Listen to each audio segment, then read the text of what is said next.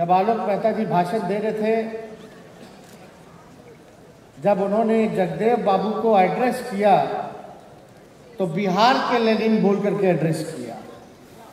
हम आलोक जी को और आप सब लोगों को बताना चाहते हैं कि जगदेव बाबू की जो कुर्बानी रही है, जो संदेश उन्होंने समाज को दिया है, वो बिहार के लेनिन नहीं बल्कि भारत के लेनिन है।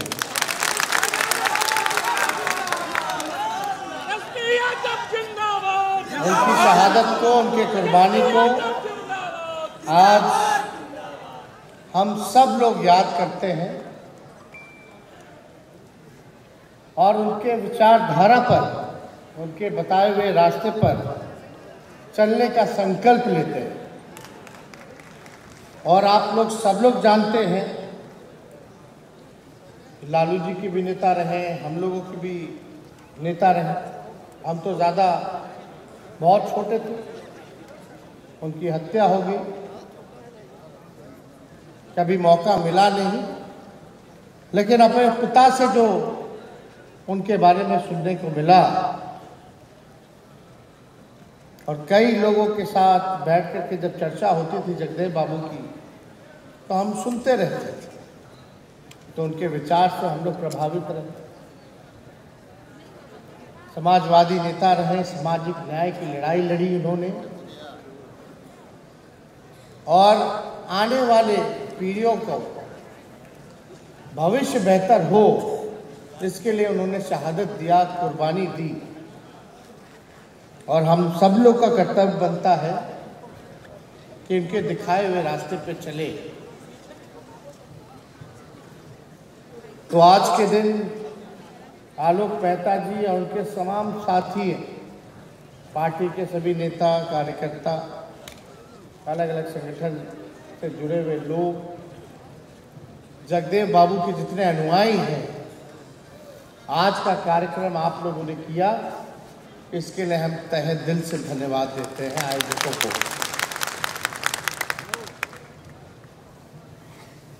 आज महागठबंधन की सरकार है,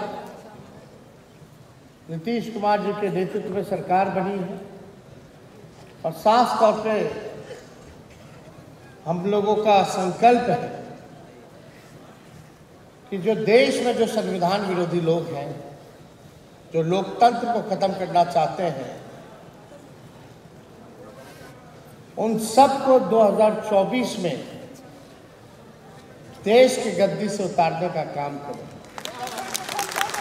और ये जो महागठबंधन बना, ये बिहार के हित में है, देश के हित में है। हम लोगों को सत्ता अपनी प्यारी नहीं, लेकिन आप सब लोगों को बताना चाहते हैं कि जिस प्रकार से आपके देश में जो चंद कुछ लोग हैं, वो भगवान राम के बारे में, हिंदू धर्म के बारे में, भगवान कृष्ण के बारे में, गौ माता के बारे में हम लोगों को ज्ञान दे रहे हैं। धर्म चंद लोगों के लिए नहीं है, हम लोग भी हिंदू हैं और चाहे हिंदू धर्म हो या भगवान कृष्ण हो, राम हो, गौ माता हो, हमारा बहुत ही पुरातन रिश्ता है। कोई सर्टिफिकेट लेकर के घूमे और बांटे, हमको उसकी सर्टिफिकेट की जरूरत नहीं। दरअसल जब से भाजपा सत्ता में आई है, जब से भाजपा सत्ता में आई है, तब से हमारा देश का संविधान कमजोर हुआ। SC ST पिछड़ा वर्ग, अति पिछड़ा वर्ग, दलितों पर हमला शुरू हो गया, लोकतंत्र कमजोर हुआ। और हम आपको बता दें कि जितना भाजपा के लोगों ने, RSS के लोगों ने हिंदू धर्म को बदनाम किया है, उससे ज्यादा और किसी ने बदनाम नहीं किया। आज देख लीजिए सड़कों पे क्या हालत हो जाती है। कुछ लोगों को पटका दे दिया जाता है गले में, कुछ गुंडों को, वो लोग जो है मारा पीटी शुरू कर देता है, गुंडागर्दी शुरू कर देता है। क्या हो रहा है? नफरत की राजनीति हो रही है, आपस में लड़ाया जा रहा है, धर्म को धर्म से लड़ाया जा रहा है, जात को जात से लड़ाया जा रहा है। यही काम जो है हर जगह हो रही है। और कुछ चंद लोग जो हैं, वही लोग जो है इस काम को अंजाम दे रहे हैं। और वही लोग हमारे बच्चों को बोलता है कि हिंदी पढ़िए, संस्कृत पढ़िए। कोई बुराई नहीं है, हिंदी हो या संस्कृत हो, लेकिन जो लोग हम लोगों के बच्चों को बोलते हैं हिंदी पढ़िए, संस्कृत पढ़िए, उनके बच्चे इंग्लिश मीडियम में पढ़ते हैं, कॉन्वेंट स्कूल में पढ़ते हैं, विदेश भेजा जाता है। ये बात जो है हम लोगों को समझने की जरूरत है। जितने भी बड़े समतावादी हैं, मानवतावादी हैं, संत फकीर हुए, वो सभी मेहनतकश वर्गों से संबंध रखते थे। और हम सब लोगों को एक एक चीज, इनके मॉडल को, इनके डिजाइन को, आरएसएस क्या एजेंडा लागू कर रही है, इसको हम लोगों को जानने की जरूरत है। और आप सब लोग देखते होंगे कि अभी क्या क्या डिस्कशन चला, एजेंडा चला। अब हम पूछना चाहते हैं, ये वर्ण व्यवस्था जो है किसने बनाई? ये वर्ण व्यवस्था किसने बनाई? कुछ लोग, जो चंद लोग हैं, अपने वर्ण को श्रेष्ठ बोलते हैं, और जिसकी सबसे ज्यादा संख्या भारी है उनको ये लोग निम्न वर्ग बोलता है। यही है ना? तो ये बनाने वाले कौन हैं? और आप समझिए कि हम लोग संविधान से चलते हैं। देश का अगर सबसे कोई पवित्र किताब है तो वो देश का संविधान है। और संविधान हर एक व्यक्ति को, सबको बराबर के नजरिए से देखता है। सब लोग जो है बराबर है। तो अगर ये वर्ण व्यवस्था की बात होती है तो ये तो संविधान का विरोधी वाली बात है। संविधान का विरोध मतलब देश का विरोध। तो ऐसी बातें पर जो है भाजपा जो है चर्चा कराती है, एजेंडा जो है इस पे जो है चलाने का काम करती है। पूरी तरीके से ये मानवता विरोधी है, इंसानियत विरोधी है। और कुछ लोग जो कथा कथित है, हम लोगों को जो निम्न वर्ग कहते हैं, अगर कोई निम्न वर्ग में से, कथा कथित निम्न वर्ग में से पढ़ लिख करके इनसे सवाल पूछे वर्ण व्यवस्था के बारे में, तो इन लोग जो है अपने हिसाब से काम करता है। किस हिसाब से? आप लोग सब लोग देखे होंगे, जो लोग सवाल करता है इन लोगों से। तो हम तो ये कहना चाहते हैं कि हिंदू है तो बड़ा छोटा क्यों है भाई? अगर हम सब हिंदू हैं तो बड़ा छोटा कैसे है? तो छोटा बोलता है, कोई निम्न बोलता है, ये तो व्यवस्था नहीं होनी चाहिए। शुद्धर बोलता है। सब लोगों को बराबर के नजरिए से देखना चाहिए। यही तो जगदेव बाबू की लड़ाई थी, यही तो सामाजिक न्याय है कि आपको शिक्षा का भी वही अधिकार है जो उनको है, आपको चिकित्सा का भी वही अधिकार है जो उनको है। हर एक चीज का अधिकार जो है सम्मान सबके बराबर है, किसी के लिए जो है अलग नहीं है। इसी बात की जो है लड़ाई। और आप देखिएगा कि सभी वर्ण के लोगों को सभी जगह समानुपातिक हिस्सेदारी मिलेगी, तभी हिंदू धर्म आगे बढ़ेगा। अन्यथा यहाँ सामाजिक, आर्थिक विषमता व्याप्त रहेगी। इसलिए हम सब लोग सामाजिक न्याय को मानने वाले हैं, हम समतावादी हैं, मानवतावादी हैं और समाजवादी लोग सभी को एक समान समरूपता से देखते हैं। तभी हम कहते हैं कि हमारी पार्टी जो है A to Z की पार्टी है। सबको साथ लेकर के चलना चाहिए, कोई हमारा भाई जो है पीछे ना छूटे, सबको उसका अधिकार मिले। इसी की लड़ाई जो है हम लोग लड़ते रहे। और आप बताइए, कुछ लोग अगर नारा लगाते हैं जिसकी जितनी भागीदारी उसकी उतनी हिस्सेदारी, तो कुछ लोग जो है कहते हैं कि जातिवाद है। अगर जातिवाद होते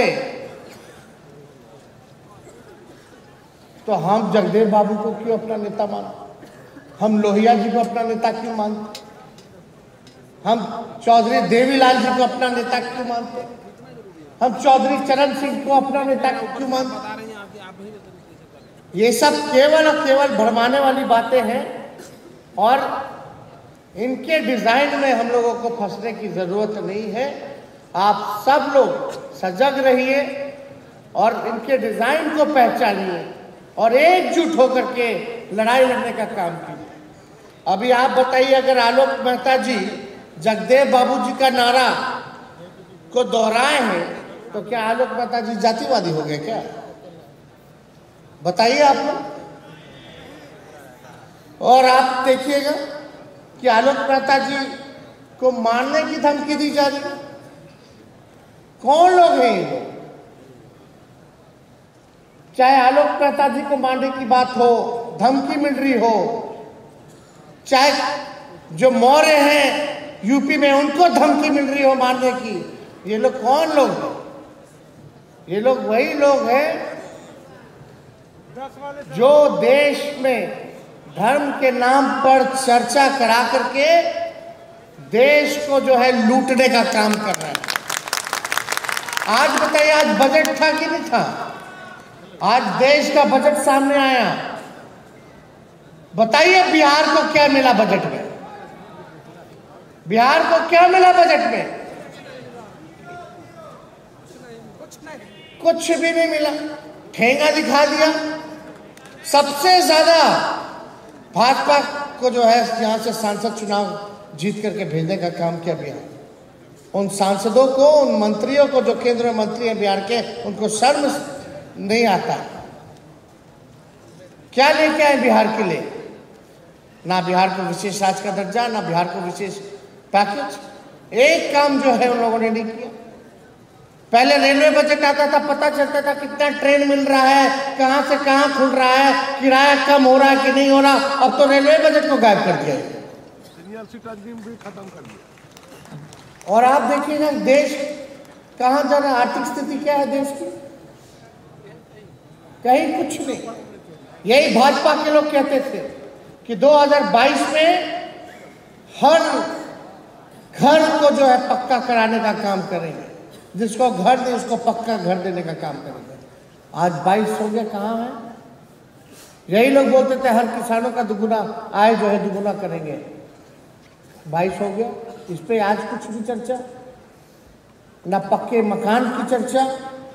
ये बोलते थे कि हर साल 2 करोड़ लोगों को रोजगार देंगे, नौकरी देंगे। कहाँ है? ना नौकरी पे चर्चा, ना महंगाई पे चर्चा। पूरी तरीके से जो है हिंदू मुसलमान धर्म इसके नाम पर केवल केवल अंदर ही अंदर देश की संपत्ति को बेचा गया। एयर इंडिया बिक गया, रेलवे बिक गया, SBI बिक गया, क्या क्या नहीं बिका। सारे देश की संपत्ति को बेचा जाए। खरीदने वाले भी चंद लोग हैं। वही चंद लोग जो है देश को चलाने का काम कर रहे हैं। दूसरे राज्य में इनकी सरकार नहीं होती है तो वहां जो है अपने कुछ जांच एजेंसियों को भेज करके जो है तबाह करती है, तंग करती है, खरीद फरोख्त करके विधायकों का सरकार गिराने का काम करती है। महाराष्ट्र में क्या हो रहा था, झारखंड में क्या कर रहे थे ये लोग, वह आप देखिए। आप लोगों के जो शक्ति दी है, आप लोगों ने जो हमको ताकत दी है, उस ताकत के बदले जो देश में ये लोग कर रहे थे भाजपा को, उसी तरीके से इनको हम लोगों ने सबक सिखाने का बिहार की धरती पे काम किया। समाजवादी पार्टियों को खत्म करना चाहते थे ये लोग, क्षेत्रीय दलों को खत्म करना चाहते थे ये लोग, आप देख लीजिए। और आने वाले समय में आप सब लोगों से यही हम अपील करेंगे कि आप सब लोगों को एकजुट रहना है। ये लंबी लड़ाई है और हमको बताते हुए खुशी हो रही है कि आज महागठबंधन की सरकार बनी है तो जातीय जनगणना जो है उसकी शुरुआत हो गई है। कितना बड़ा काम हो रहा है। 31 के बाद अब जो है पूरे उत्तर भारत में अगर कास्ट बेस्ड सर्वे हो रहा है तो वो बिहार में हो रहा है, जिसकी शुरुआत कर दी गई है। जितने हाउस काउंटिंग है, हाउस होल्ड, उसकी पहले फेज में काउंटिंग शुरू हो गई है और ये 3 से 4 महीने में पूरी प्रक्रिया को जो है पूरा कर लिया जाएगा।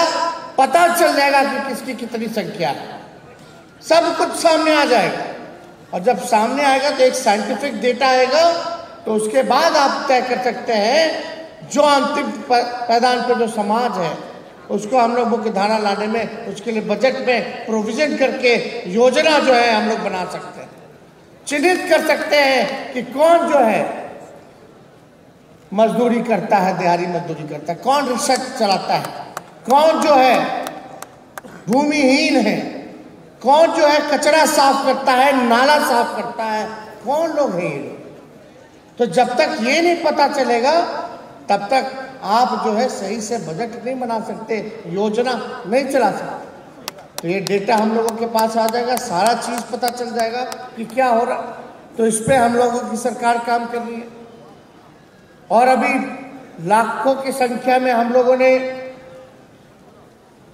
सरकारी नौकरी को लेकर के जो रिक्त पदे थे उसको भरने के लिए हमारी सरकार ने जो है पूरी तरीके से उसका कैबिनेट से हम लोगों ने किया है, जो सीटें जो भरनी है, पद को सृजन किया है और आने वाले समय में कुछ दिनों में इसकी प्रक्रिया चालू है। स्वास्थ्य विभाग ही 1,60,000 नौकरी, सरकारी नौकरी देगा। आप देखिएगा पुलिस महकमे में जो है बड़ी संख्या में जो है नौकरी निकलने जा रही है। लगभग 3 लाख नौकरियां शिक्षा विभाग में निकलने वाली है। तो ये सारा जो हम लोगों का कमिटमेंट था 10 लाख लोगों को सरकारी नौकरी देने का, कुछ दिनों में देखिएगा ये हम लोग पूरा करने का काम कर रहे हैं। तो इसमें हम लोग पीछे नहीं हटने वाले, इस काम को हम लोग सब लोग जो है पूरा करेंगे। और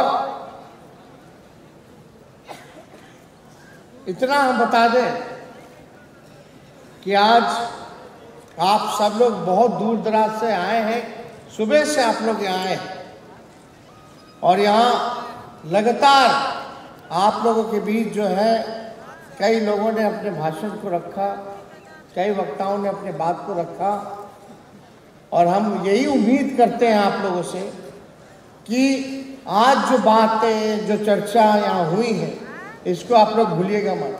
और एक बात जान लीजिए आप लोग, किसी की हिम्मत नहीं है जो आलोक मेहता को छू करके दिखा दे। ये बात समझ जाइए। और कुछ लोग तो होता ही है गड़बड़ लोग, कुछ बीजेपी माइंडसेट की कुछ मीडिया लोग हैं, बोले हैं क्या तोड़ मरोड़ के दिखाएगा क्या, असली चीज तो दिखाता नहीं है, वो तो एक एजेंडा पे जो है वो लोग काम कर रहा है। तो इसलिए आप सब लोगों को जो है घबराने की जरूरत नहीं है। आप सब लोग जो है मजबूत इरादे के साथ यहाँ से लौटिए और आने वाले समय में बाद में हम लोग आप लोगों के यहाँ भी हम लोग आएंगे, हर जगह हम लोग घूम घूम करके कार्यक्रम करेंगे और जागरूकता अभियान जो है और तेजी से लेकर के जाने का काम करेंगे।